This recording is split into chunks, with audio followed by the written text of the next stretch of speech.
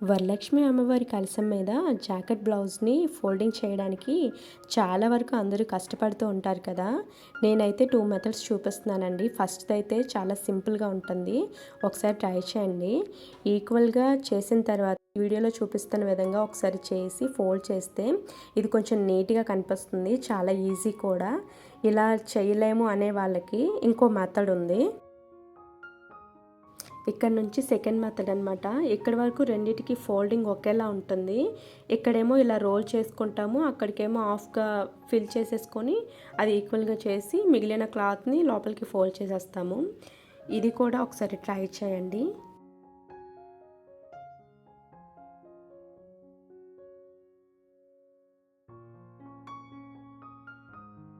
మీకు ఏ మెథడ్ ఈజీగా అనిపించిందో, మీరు ఏ మెథడ్ చేశారో కామెంట్ బాక్స్లో కామెంట్ చేయండి.